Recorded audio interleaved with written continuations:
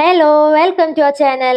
അപ്പൊ ഇന്ന് എന്റെയും രാധകുട്ടിയുടെ ഒരു ഗെറ്റ് റെഡി വിത്ത് അസും ഒരു ഔട്ടിങ്ങിന്റെയും വ്ളോഗ് ആട്ടാ. അപ്പൊ ഞാൻ വീഡിയോ എടുക്കണത് അറിഞ്ഞ ഒരു അന്താളിപ്പിലാട്ടാ. അപ്പൊ അങ്ങനെ രാധകുട്ടീനെ അമ്മമ്മ റെഡിയാക്കി വെച്ച് നിർത്തിയിട്ടുണ്ട്. ഞാനൊന്നും ഇവിടെ ചട്ടപ്പടേന്ന് റെഡിയിട്ട് വരെ വലിയ കാര്യമായിട്ടുള്ളൊന്നുമില്ല. ഒന്ന് പൗഡർ ഇടണം, പൊട്ട് കുത്തണം, കഴിഞ്ഞു, അത്രേ ഉള്ളൂ. പിന്നെ കണ്ണെഴുതാൻ പറ്റില്ല, കണ്ണിന് ചെറിയൊരു ഇൻഫെക്ഷൻ. അപ്പൊ അത് കാരണം കണ്ണെഴുതാൻ ഒരു ബുദ്ധിമുട്ടുണ്ട്. അപ്പൊ അതിന്റെ ഒരു സങ്കടം, കണ്ണെഴുതാണ്ട് എനിക്കൊരു കോൺഫിഡൻസിൽ എവിടെയും പോകാനായിട്ട്.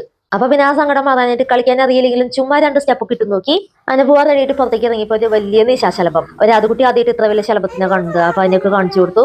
അങ്ങനെ ഞങ്ങളുടെ ഓട്ടോ വന്നു, ഓട്ടോയിൽ കയറി ഞാനും അതും പോവാണ്. അപ്പൊ ക്യാമറ കണ്ടു കഴിഞ്ഞിട്ടുണ്ടെങ്കിൽ അതുവിനെ എന്താ ചെയ്യേണ്ടത് ഏതാ ചെയ്യേണ്ടത് വിവരില്ല. പിന്നെ ഞെക്കലായി പീച്ചലായി അവനവളുടെ കലാപരിപാടികളൊക്കെ കഴിഞ്ഞു. അപ്പൊ ഞങ്ങൾ എവിടേക്ക് പോയി എന്ന് വെച്ചിട്ടുണ്ടെങ്കിൽ അതുവിനെ ആയുർവേദ ഹോസ്പിറ്റലിൽ കാണിക്കാനായിട്ടാ. അവൾക്ക് ചെറിയ ചുമയ്ക്കുണ്ടായിരുന്നു. അങ്ങനെ ഞങ്ങൾ ഹോസ്പിറ്റലിലൊക്കെ പോയിട്ട് അവിടെ നിന്ന് മടങ്ങാണ്. അപ്പൊ ഞങ്ങൾക്ക് ഇനി പെജിയിലൊക്കെ ഒന്ന് കയറണമായിരുന്നു. അപ്പൊ അവിടെ നിന്ന് മടങ്ങുമ്പോൾ അവൾക്ക് വിശക്കണേ വിശക്കണേ എന്നുള്ള ഒരേ മുറവിളിയായിരുന്നു. അതിന് ഫുഡ് കഴിക്കാന്ന് വെച്ചിട്ട് തൊട്ടടുത്തൊരു വനിതാ ക്യാൻറ്റീനൊക്കെ ഉണ്ടായിരുന്നു. അവിടെ പോയപ്പോൾ അവിടെ അടച്ചിട്ടൊക്കെ ആയിരുന്നു. അതിന് പിന്നെ ഞങ്ങള് അക്ഷയയിൽ കയറി അവിടെ പോയിട്ട് മെനു കാർഡ് കിട്ടി വലിയ കാര്യമായിട്ട് നോക്കിയിട്ട് ഇതൊന്നും നോക്കേണ്ട ഒരു കാര്യമില്ല, നെയ് റോസ്റ്റ് ഓർഡർ ചെയ്യാൻ വേണ്ടിയിട്ടാണ്. എന്നാലും മെനു കാർഡൊക്കെ നോക്കിയിട്ട് നെയ് റോസ്റ്റ് ഓർഡർ ചെയ്തു. നെയ് റോസ്റ്റ് കിട്ടിയില്ല. അപ്പൊ പിന്നെ ബിരിയാണി ഓർഡർ ചെയ്തു. വിശപ്പിന്റെ കാഠിന്യം കൊണ്ട് ബിരിയാണി എന്താ വരാതെ എന്ന് മറുപടി കൂട്ടി കുറച്ച് കഴിഞ്ഞപ്പോഴേക്കും ബിരിയാണി എത്തി. ഒരു ബിരിയാണി മേടിച്ചോളൂ. ഒരു ബിരിയാണി ഞാനും രാതും കൂടി ഷെയർ ചെയ്തിട്ട് കഴിച്ചു. എനിക്കൊരു ലൈം ജ്യൂസ്, അവൾക്കൊരു പാല്.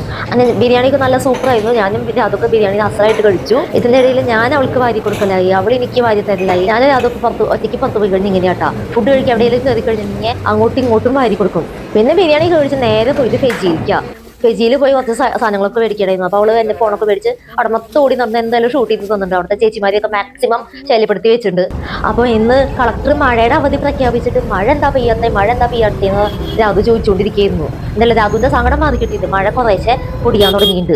രാധുവിന്റെ പാട്ട് കച്ചേരി റോട്ടിലെ കുറച്ച് കാഴ്ചകൾ കൊണ്ടിട്ട് അങ്ങനെ പോവാണ്. ഇനിയിപ്പോൾ നേരെ പോകേണ്ടത് കണ്ണു ഡോക്ടറെ കാണാനായിട്ടാണ്. അമ്മേനെയും കൂട്ടിയിട്ട് കണ്ണു ഡോക്ടറെ കാണാൻ പോകണം. അമ്മയ്ക്കുണ്ട് കണ്ണിന് ഇൻഫെക്ഷൻ. പിന്നെ വീട് എത്തിയിട്ട് കണ്ണു ഡോക്ടറെ കാണാൻ പോകാനായിട്ട് ഓട്ടോയ്ക്ക് വെയിറ്റ് ചെയ്യുന്നു. ആ സമയത്ത് രാധു ഓരോന്ന് പറഞ്ഞിട്ട് വഴക്കിട്ടുകൊണ്ടിരിക്കുന്നത്. ഒരു സെക്കൻഡ് വെറുതെ ഇരിക്കില്ലല്ലോ. ഞങ്ങൾ ഓട്ടോ വന്നു, അതിൽ കയറിപ്പോയി. അപ്പോഴും മഴയൊക്കെ ചെറുതായിട്ട് പൊടിയുന്നുണ്ടായിരുന്നു. അപ്പോൾ ഈ വീഡിയോ കാണുന്ന നിങ്ങളോട് ഒരു കാര്യം ഞാൻ ചോദിക്കട്ടെ, നിങ്ങളുടെ അവിടെയൊക്കെ മഴ ഇങ്ങനെയുണ്ട്? അതിശക്തിയായിട്ടുള്ള മഴയ്ക്ക് ഉണ്ടാ? ആർക്കും വേറെ കുഴപ്പങ്ങളൊന്നും ഇല്ലല്ലോ അല്ലേ?